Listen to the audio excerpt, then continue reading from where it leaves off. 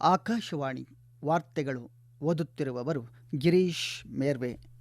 ಮುಖ್ಯಾಂಶಗಳು: ಭಾರತ ಇಂಡೋನೇಷ್ಯಾ ಕಾರ್ಯತಂತ್ರದ ಪಾಲುದಾರಿಕೆಗೆ ಪ್ರಧಾನಿ ನರೇಂದ್ರ ಮೋದಿ ಕರೆ.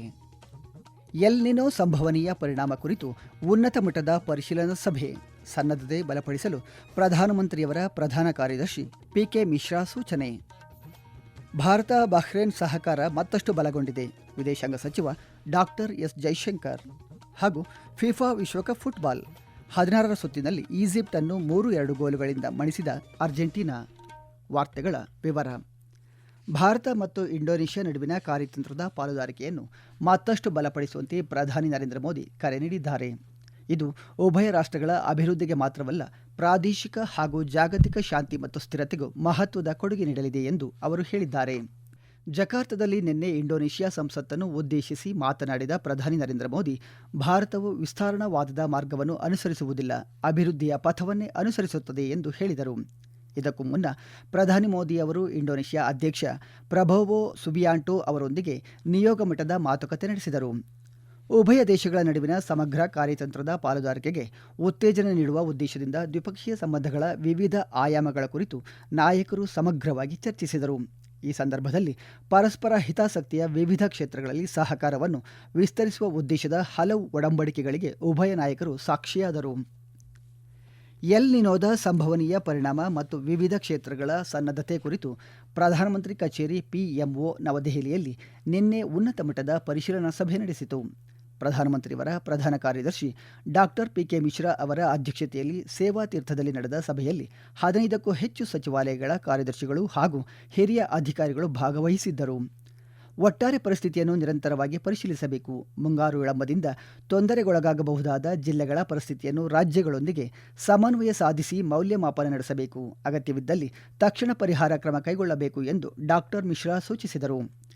ಮುಂಗಾರು ವಿಳಂಬವಾಗುವ ಜಿಲ್ಲೆಗಳಲ್ಲಿ ಜಾನುವಾರುಗಳಿಗೆ ಮೇವು ಲಭ್ಯತೆ ಖಚಿತಪಡಿಸಿಕೊಳ್ಳುವುದರ ಜೊತೆಗೆ ಮೇವು ಅಭಿವೃದ್ಧಿ ಯೋಜನೆಗಳನ್ನು ರೂಪಿಸಿ ರಾಜ್ಯಗಳೊಂದಿಗೆ ನಿರಂತರವಾಗಿ ಮೇಲ್ವಿಚಾರಣೆ ನಡೆಸುವಂತೆ ಅವರು ನಿರ್ದೇಶನ ನೀಡಿದರು. ಕುಡಿಯುವ ನೀರಿನ ಸಮರ್ಪಕ ಲಭ್ಯತೆ ಖಚಿತಪಡಿಸುವುದಕ್ಕೂ ಆದ್ಯತೆ ನೀಡುವಂತೆ ಸೂಚಿಸಿದರು. ಜಲಾಶಯಗಳ ನೀರಿನ ಮಟ್ಟವನ್ನು ನಿರಂತರವಾಗಿ ಪರಿಶೀಲಿಸಲಾಗುತ್ತಿದ್ದು, ನೀರಿನ ಸಮರ್ಪಕ ಬಳಕೆ ಹಾಗೂ ಲಭ್ಯವಿರುವ ನೀರಿನ ಮಿತವ್ಯಯದ ಬಳಕೆಗೆ ಕ್ರಮ ಕೈಗೊಳ್ಳುವಂತೆ ಸಂಬಂಧಿತ ಇಲಾಖೆಗಳಿಗೆ ಸೂಚಿಸಲಾಗಿದೆ. ಸಭೆಯಲ್ಲಿ ಭಾರತೀಯ ಹವಾಮಾನ ಇಲಾಖೆ ಅಧಿಕಾರಿಗಳು ಜೂನ್ ಹಾಗೂ ಜುಲೈ ತಿಂಗಳಲ್ಲಿ ಇದುವರೆಗೆ ದಾಖಲಾಗಿರುವ ಮಳೆಯ ಕುರಿತು ಮಾಹಿತಿ ನೀಡಿದರು. ದೇಶದಲ್ಲಿ ಮುಂಗಾರು ವ್ಯಾಪ್ತಿ ಮತ್ತು ಎಲ್ ನಿನೋದ ಸಂಭವನೀಯ ಪರಿಣಾಮದ ಬಗ್ಗೆ ಹವಾಮಾನ ಇಲಾಖೆಯ ಮಹಾನಿರ್ದೇಶಕರು ವಿವರಿಸಿದರು. ಕೃಷಿ ಕಾರ್ಯದರ್ಶಿ ಮುಂಗಾರು ಹಂಗಾಮಿನಲ್ಲಿ ಎಲ್ ನಿನೋದ ಸಂಭವನೀಯ ಪರಿಣಾಮ ಎದುರಿಸಲು ಕೈಗೊಂಡಿರುವ ಸಿದ್ಧತೆಗಳ ಕುರಿತು ವಿವರವಾದ ಮಾಹಿತಿ ನೀಡಿದರು. ಮಳೆ, ಜಲಾಶಯಗಳ ನೀರಿನ ಸಂಗ್ರಹ, ಬಿತ್ತನೆ ಪ್ರಗತಿ, ಕೃಷಿ ಪರಿಕರಗಳ ಲಭ್ಯತೆ, ಮಾರುಕಟ್ಟೆ ಪ್ರವೃತ್ತಿ, ಕೀಟ ಹಾಗೂ ರೋಗಬಾಧೆ ಕುರಿತಂತೆ ರಾಜ್ಯಗಳೊಂದಿಗೆ ಬೆಳೆ ಹವಾಮಾನ ಮೇಲ್ವಿಚಾರಣಾ ಸಮಿತಿಯ ವಾರದ ಸಭೆಗಳನ್ನು ನಡೆಸಲಾಗುತ್ತಿದೆ ಎಂದು ತಿಳಿಸಿದರು. ಪ್ರಧಾನಮಂತ್ರಿ ಫಸಲ್ ಬಿಮಾ ಯೋಜನೆ ಮತ್ತು ಕಿಸಾನ್ ಕ್ರೆಡಿಟ್ ಕಾರ್ಡ್ ವ್ಯಾಪ್ತಿಯನ್ನು ಹೆಚ್ಚಿಸಲು ಅಭಿಯಾನ ಆರಂಭಿಸಲಾಗಿದ್ದು, ಕೃಷಿ, ಹಣಕಾಸು ಸೇವೆಗಳು ಹಾಗೂ ಸಹಕಾರ ಇಲಾಖೆಗಳು ನಿಗದಿತ ಅವಧಿಯಲ್ಲಿ ಗರಿಷ್ಠ ವ್ಯಾಪ್ತಿ ಸಾಧಿಸುವಂತೆ ಸೂಚಿಸಲಾಗಿದೆ.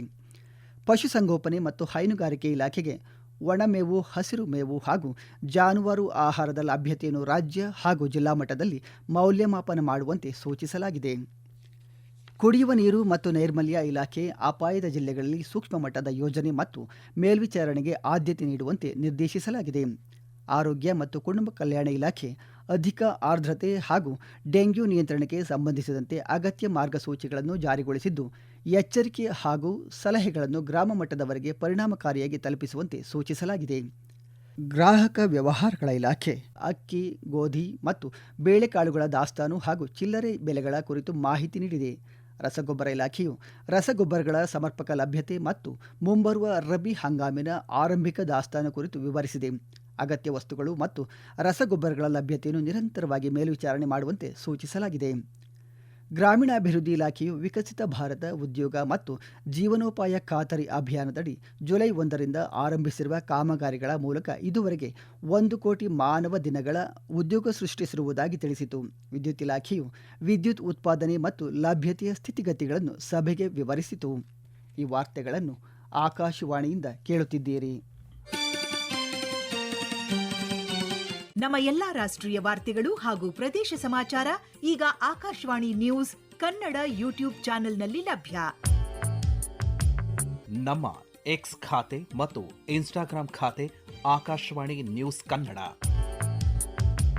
ಹೆಚ್ಚಿನ ಮಾಹಿತಿಗಾಗಿ ನಮ್ಮ ಫೇಸ್ಬುಕ್ ಖಾತೆ AIR ಕನ್ನಡ ನ್ಯೂಸ್ ಅನುಸರಿಸಿ. ಮಾಹಿತಿಯ ಹೂರಣ ವಾರದ ಕಾರ್ಯಕ್ರಮ ಪ್ರಚಲಿತ ವಿದ್ಯಮಾನ ಪ್ರತಿ ಬುಧವಾರ 9:15ಕ್ಕೆ. ಭಾರತ ಮತ್ತು ಬಹ್ರೇನ್ ನಡುವಿನ ಸಹಕಾರ ನಿರಂತರವಾಗಿ ಮತ್ತಷ್ಟು ಗಾಢವಾಗುತ್ತಿದೆ ಎಂದು ವಿದೇಶಾಂಗ ಸಚಿವ ಡಾಕ್ಟರ್ ಎಸ್ ಜೈಶಂಕರ್ ಹೇಳಿದ್ದಾರೆ. ಬಹ್ರೇನ್ನ 2 ದಿನಗಳ ಅಧಿಕೃತ ಪ್ರವಾಸವನ್ನು ನಿನ್ನೆ ಪೂರ್ಣಗೊಳಿಸಿದ ಡಾಕ್ಟರ್ ಜೈಶಂಕರ್ ಬಹ್ರೇನ್ ರಾಜ Ahmad bin Isa Al Khalifa ಅವರನ್ನು ಯುವರಾಜ ಹಾಗೂ ಪ್ರಧಾನಮಂತ್ರಿ Salman bin Ahmed Al Khalifa ಅವರ ಉಪಸ್ಥಿತಿಯಲ್ಲಿ ಭೇಟಿ ಮಾಡಿದರು. ಬಳಿಕ ಉಪಪ್ರಧಾನಮಂತ್ರಿ Sheikh Khalid bin Abdullah Al Khalifa ಅವರೊಂದಿಗೂ ಪ್ರತ್ಯೇಕವಾಗಿ ಮಾತುಕತೆ ನಡೆಸಿದರು. ಈ ವೇಳೆ ರಾಷ್ಟ್ರಪತಿ ದ್ರೌಪದಿ ಮುರ್ಮು ಹಾಗೂ ಪ್ರಧಾನಿ ನರೇಂದ್ರ ಮೋದಿ ಅವರ ಶುಭಾಶಯಗಳನ್ನು ಬಹ್ರೇನ್ ನಾಯಕತ್ವಕ್ಕೆ ತಿಳಿಸಿದ ಡಾಕ್ಟರ್ ಜೈಶಂಕರ್ ಉಭಯ ದೇಶಗಳ ದೀರ್ಘಕಾಲದ ಸ್ನೇಹಪರ ದ್ವಿಪಕ್ಷೀಯ ಸಂಬಂಧವನ್ನು ಮತ್ತಷ್ಟು ಬಲಪಡಿಸುವ ಭಾರತದ ಬದ್ಧತೆಯನ್ನು ಪುನರುಚ್ಚರಿಸಿದರು. ಬಹ್ರೇನ್ನಲ್ಲಿ ನೆಲೆಸಿರುವ ಭಾರತೀಯ ಸಮುದಾಯದ ಸುರಕ್ಷತೆ, ಭದ್ರತೆ ಮತ್ತು ಯೋಗಕ್ಷೇಮವನ್ನು ಖಾತ್ರಿಪಡಿಸಿರುವುದಕ್ಕಾಗಿ ಬಹ್ರೇನ್ ನಾಯಕತ್ವಕ್ಕೆ ಅವರು ಕೃತಜ್ಞತೆ ಸಲ್ಲಿಸಿದರು. ಡಾಕ್ಟರ್ ಜೈಶಂಕರ್ ಅವರು ಬಹ್ರೇನ್ ವಿದೇಶಾಂಗ ಸಚಿವ ಡಾಕ್ಟರ್ ಅಬ್ದುಲ್ಲಾ ತೀಫ್ ಬಿನ್ ರಶೀದ್ ಅಲ್ ಜಯಾನಿ ಅವರೊಂದಿಗೆ ದ್ವಿಪಕ್ಷೀಯ ಮಾತುಕತೆ ನಡೆಸಿದರು. ಉಭಯ ಸಚಿವರು ಪ್ರಾದೇಶಿಕ ಮತ್ತು ಅಂತಾರಾಷ್ಟ್ರೀಯ ಬೆಳವಣಿಗೆಗಳ ಕುರಿತು ಅಭಿಪ್ರಾಯ ವಿನಿಮಯ ಮಾಡಿಕೊಂಡರು.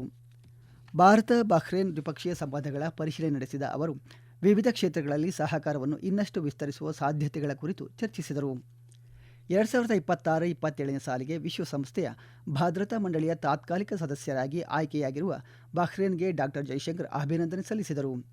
ಡಾಕ್ಟರ್ ಜೈಶಂಕರ್ ಅವರು ಪ್ರಸ್ತುತ Qatar, Bahrain, Kuwait, Oman, New York ಹಾಗೂ ಬ್ರಸೆಲ್ಗಳಿಗೆ ಒಳಗೊಂಡ 11 ದಿನಗಳ ವಿದೇಶ ಪ್ರವಾಸದಲ್ಲಿದ್ದಾರೆ. ಕಳೆದ ಜೂನ್ 24ರಂದು ವೆನೆಜುವೆಲಾದಲ್ಲಿ ಸಂಭವಿಸಿದ ಅವಳಿ ಭೂಕಂಪಗಳಲ್ಲಿ ಮೃತಪಟ್ಟವರ ಸಂಖ್ಯೆ 3,685ಕ್ಕೆ ಏರಿಕೆಯಾಗಿದೆ. 7.2 ಮತ್ತು 7.5 ತೀವ್ರತೆಯ ಈ ಭೂಕಂಪಗಳು ಕಳೆದ 100 ವರ್ಷಗಳಲ್ಲಿ ವೆನೆಜುವೆಲಾಕ್ಕೆ ಅಪ್ಪಳಿಸಿದ ಅತ್ಯಂತ ಪ್ರಬಲ ಭೂಕಂಪಗಳಾಗಿವೆ. ಇತ್ತೀಚಿನ ದಿನಗಳಲ್ಲಿ ಸಾವಿನ ಸಂಖ್ಯೆ ನಿರಂತರವಾಗಿ ಹೆಚ್ಚುತ್ತಿದ್ದು ಸುಮಾರು 16,740 ಮಂದಿ ಗಾಯಗೊಂಡಿದ್ದಾರೆ ಎಂದು ಅಂದಾಜಿಸಲಾಗಿದೆ. ಭೂಕಂಪದಿಂದ ರಾಜಧಾನಿ ಕಾರಾಕಸ್ ಸಮೀಪದ ಸಿಮೋನ್ ಬೋಲಿವರ್ ಅಂತಾರಾಷ್ಟ್ರೀಯ ವಿಮಾನ ನಿಲ್ದಾಣಕ್ಕೆ ಹಾನಿಯಾಗಿದ್ದು ವಿಮಾನ ಸಂಚಾರಕ್ಕೆ ಅಡಚಣೆ ಉಂಟಾಗಿದೆ. ಹಂಗಾಮಿ ಅಧ್ಯಕ್ಷೆ ಡೆಲ್ಸಿ ರೋಡ್ರಿಗಸ್ ಅವರು ಪರ್ಯಾಯ ರನ್ವೇ ಬಳಸಿ ಸಾಧ್ಯವಾದಷ್ಟು ಬೇಗ ವಾಣಿಜ್ಯ ವಿಮಾನ ಸಂಚಾರವನ್ನು ಪುನರಾರಂಭಿಸಲಾಗುವುದು ಎಂದು ತಿಳಿಸಿದ್ದಾರೆ.